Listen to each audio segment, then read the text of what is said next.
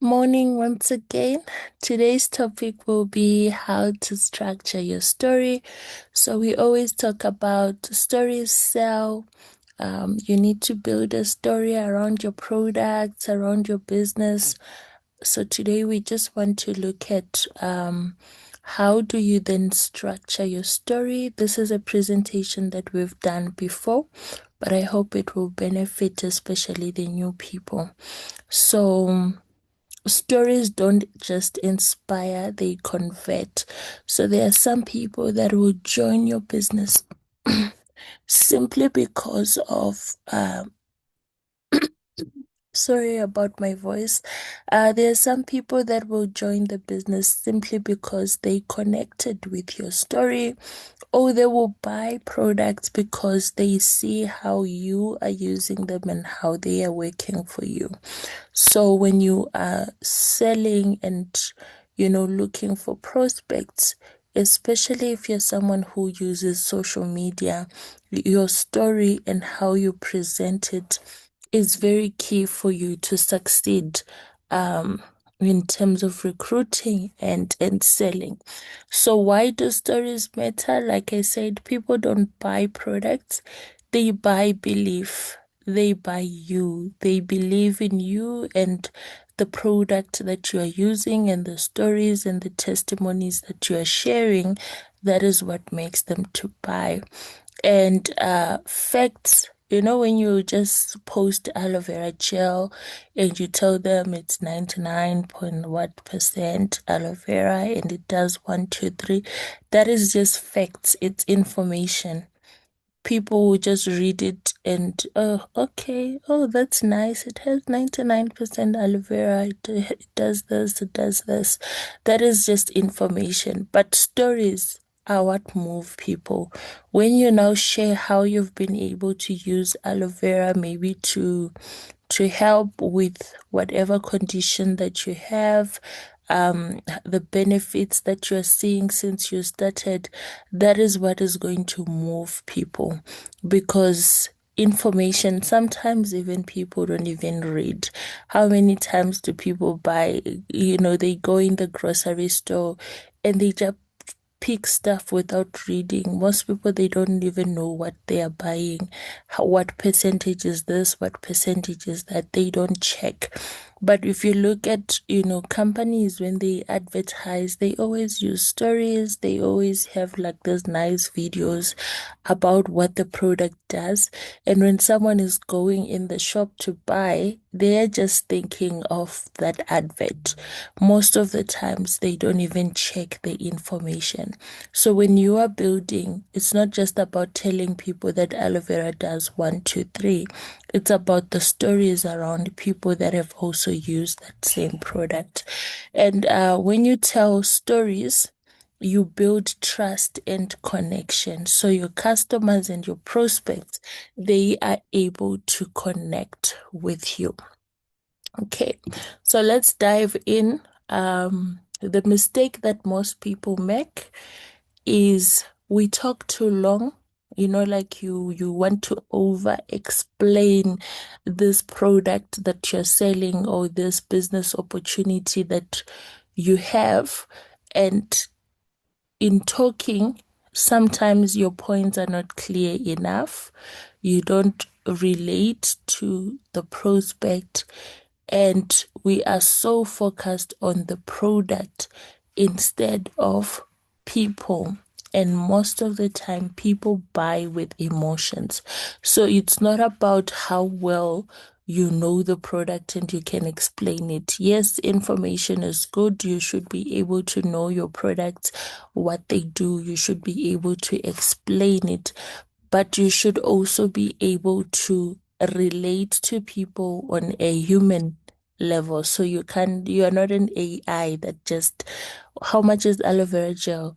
It's this price. What does it do? It does one, two, three. Then people feel like, okay. You've given them the information, but they haven't connected with you. And in some cases, you'd find someone will go buy somewhere else, or they just end up going quiet. They stop replying your messages. So you shouldn't be more focused on over explaining and talking about the product. Focus on the people, share stories that they are able to relate to, then they can see the value in the product that you want to share. Okay, so now we're going to look at how do you then structure your story? So when you're writing your story or when you're doing a video of your story, I think yesterday we spoke about doing videos. So when you are doing your video for your story, you have to have these four key things. You have to have the before, where you tell us how was your life before forever. What were you struggling with? That's the struggle. How did you get introduced to forever? That is the discovery. And how has forever transformed your life? So that is how you structure your story. We're going to go into each item bit by bit. So your story needs to flow. I've seen some FBOs that have done their stories and posted on social media. And sometimes it's very difficult to follow because it's just a mix of things. There's no structure of, okay, guys, this is me before I started. This is what I was struggling with, or this is what I was looking for. And I got introduced to this opportunity by this person. And this is how it has helped me. You can also even add what you are looking forward to, you know. If you're someone who's just recently joined, maybe you don't have much to talk about in terms of how the business has transformed you. Maybe you are a new assistant supervisor, you've just joined, but you can talk about what you are looking forward to, what you are working towards. So the first thing is before. The before part helps people to relate to you. So when I share my story, I always talk about my heart condition. I talk about how I struggled with my health, but also with my finances. Because when you have a chronic condition, it's very expensive, to maintain. You need medication, you need medical aid, the ups and downs and everything that you have to do. It's very costly. So I was struggling financially. So when I talk about how I used to get paid, um, first the money was very small, then the bills were so high, and in a few days you're already thinking, oh, when is the next payday? There are a lot of people that are going through that currently. There are a lot of people that are struggling with their finances. So when you talk about how you were before, then those people, they are able to relate. Now, the challenge that we do is when we are talking about our story, we only want to talk about where we are now, what we have achieved, how you've been able to travel and buy house and buy cars and all of that. People can't relate to you. But when you start to speak to them from the point where they are, to say, I understand where you are because I was also that person. This is where I started. Then they can relate to say, oh, okay. So she was also struggling with money. Right now, the prices of fuel is in South Africa, they've already announced that it's going to go up by 5 rand a liter. There is someone who's already struggling with fuel at the current price because their salary is not enough. So when you're talking about your before, talk about those struggles, about how your salary used to come in, and after all the bills, you don't even have enough money to go to work. Because that person that is looking at the price of fuel going up, they are wondering, how am I going to cover this 5 rand a liter? How am I going to do it? Because already I'm struggling with the current price. So start with your before so that your prospects are able to relate. who were you before forever? Who were you before you started what you started? And make people say, that's me. You know, when you have an audience, they have to feel like, that's me. I used to struggle with my health. That is me, you know. So for me, when I'm doing my story, I have different stories for different people. There are people that will relate to where I was financially. There are people that will relate to where I was health wise. So, depending on the person that I'm speaking with, I then decide which side am I going to share about my story. So, we always create this one story. But when you have one story, you can only relate to a certain type of people. I had a lot of struggles. I also struggled with flexibility at work. I was working long hours. I couldn't even see my family. I couldn't even travel. I'm from Zimbabwe, and I spent almost 5 years without going to Zimbabwe because I never had the time. I was always at work. I never got to see my family. That's another story that I share.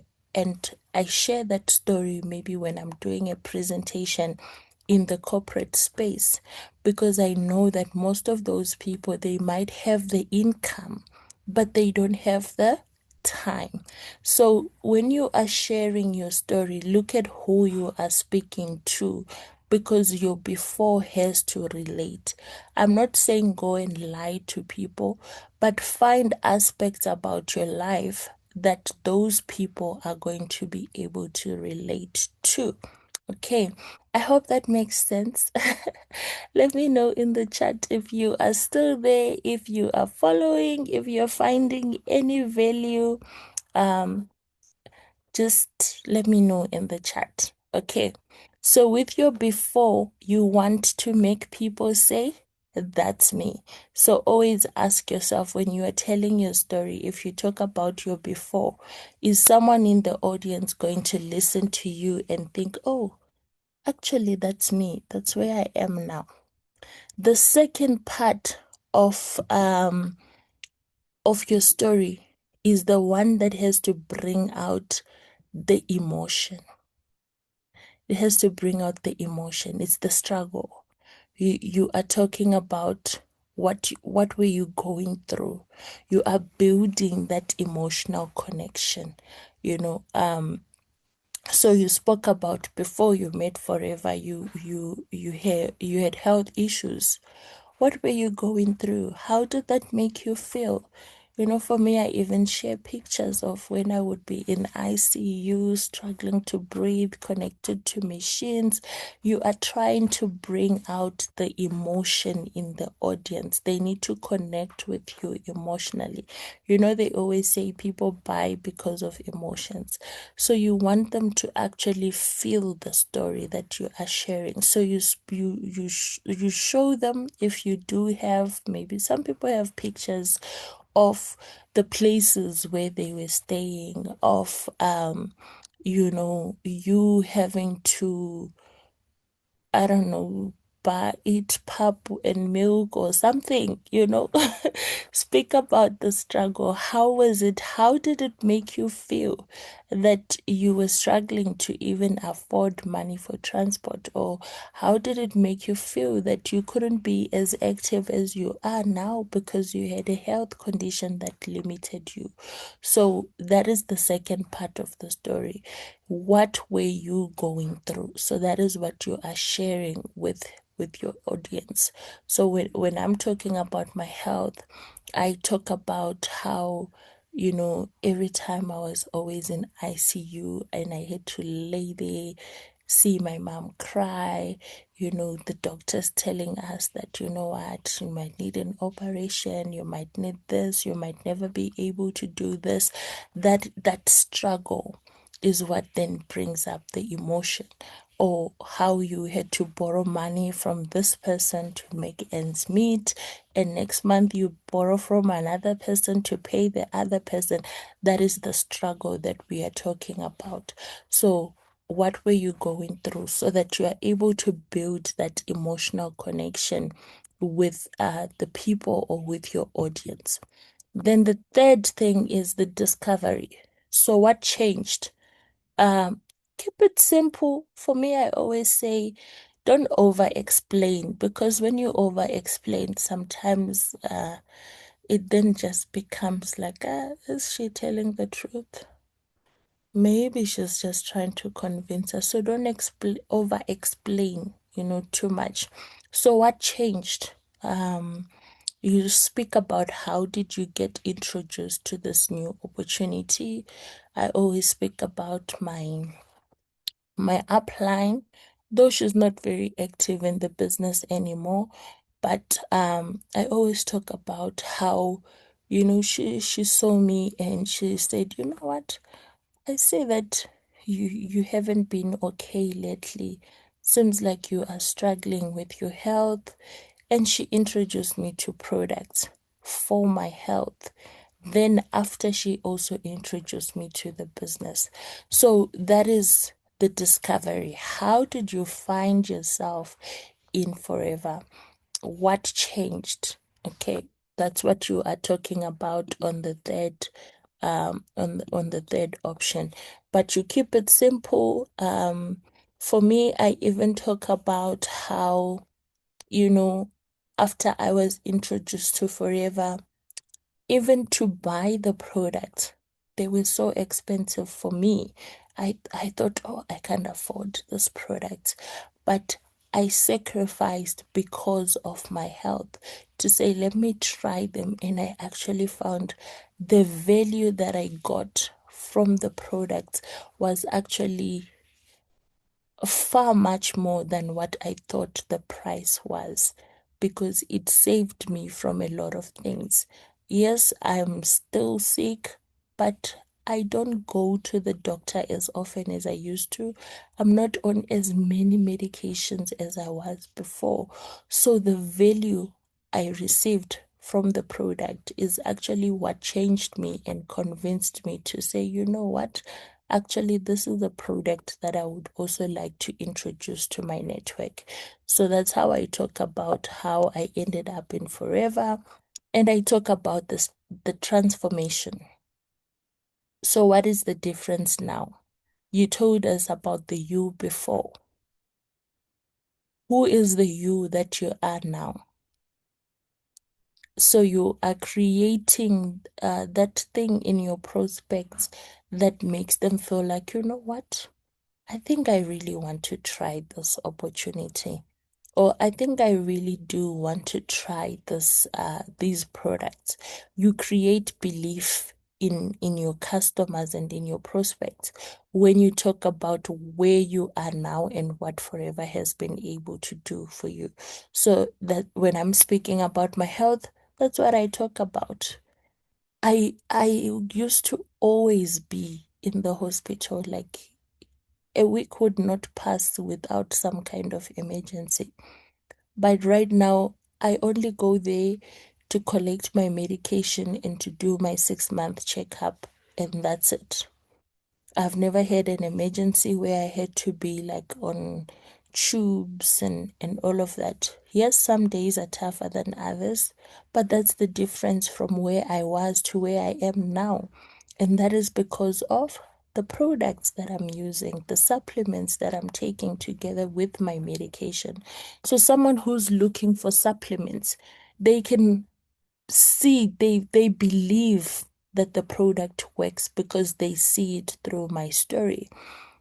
Someone who's looking for extra income, they can see from the day that I collected my box how I was and how I am now.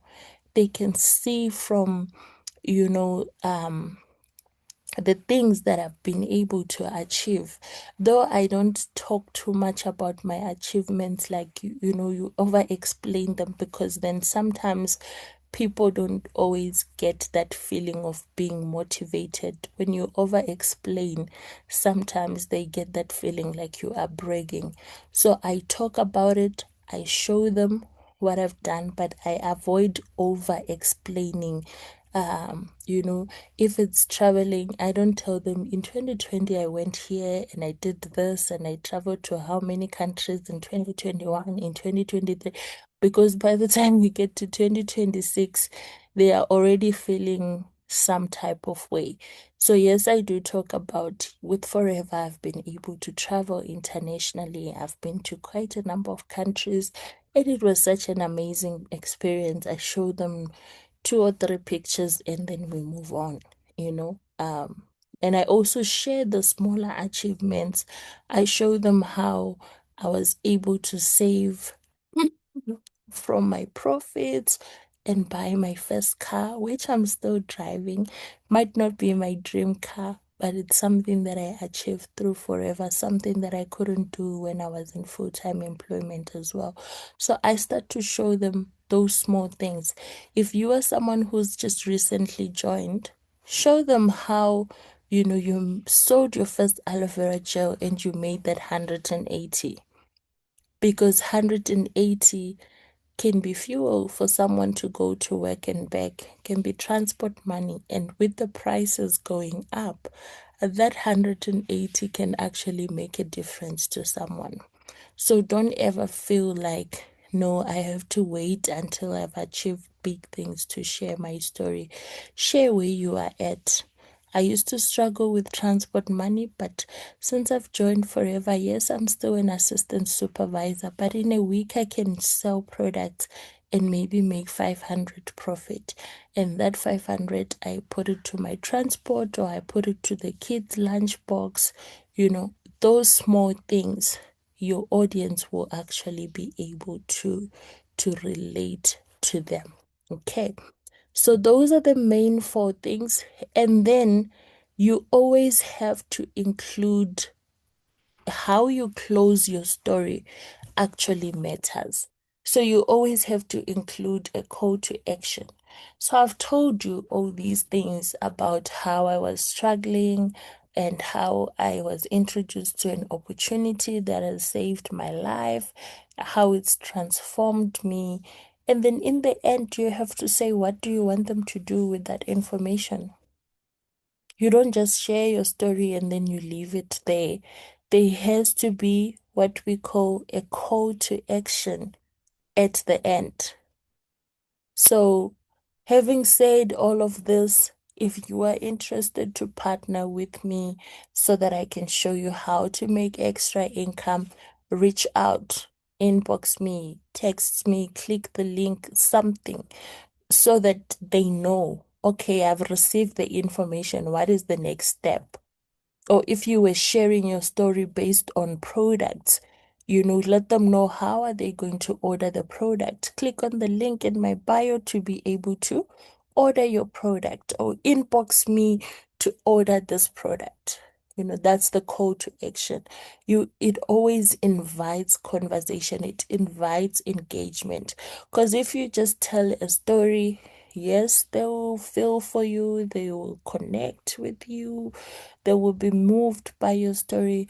But if there is no call to action, they will just be motivated and that's it. So give them a call to action at the end. What is it that you expect them to do after seeing um all of this information?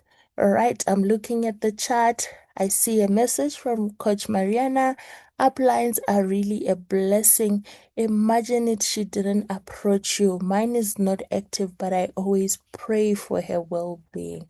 You know, I am so blessed that she approached me, because the time where I was, I'm not even sure if I would still be here today, you know, almost 5 years later. So that is the close. Make sure that you close your story properly so that people know what to do. Then, in the spirit of yesterday's topic, keep it and keep it duplicable so that you can teach your team how to do it.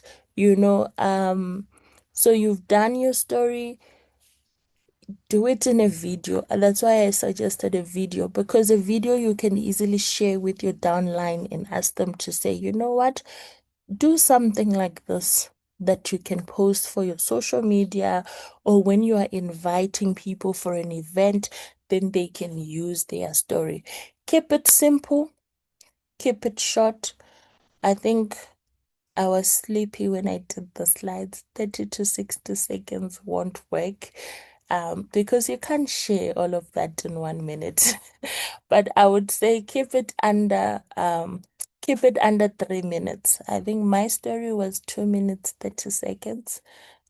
So that's why I was saying don't put too much information.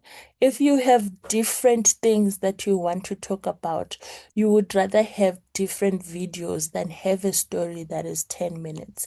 So you can do a video with your story around your health, do a video with your story around your finances, like that. Then you have short videos that if I'm approaching corporate girlies, I share with them about how I struggled with my time balance. If I'm approaching someone who's struggling with health, I share with them about my health. Or if someone asks me, do the supplements work? I share the video about my story with the products. So have short videos that are relatable rather than having one video that is 10 minutes, because most people won't really watch up until the end. People's attention span is very short. So keep your videos short and keep them easy for your downline so that they are able to copy and duplicate. Remember yesterday we said if we are to grow, then whatever we do, it has to be something that the team can duplicate, because that is how we are going to grow. Okay.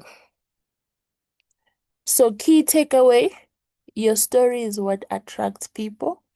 It's what makes them connect with you, and it's what makes them to make the decision to partner with you, to work with you, or to use your product.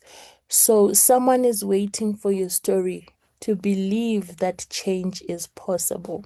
How many of us in the chat have actually, sat down and done our stories? How many of us share our stories? Whether it's with your audience on social media, or it's with your team, or when you do presentations. How many of us actually have a story that we can share? Let me know in the chats. Okay, I've also opened up the chat because this is my final slide. I've opened up the chat for people that want to comment, say something. You are welcome to just unmute.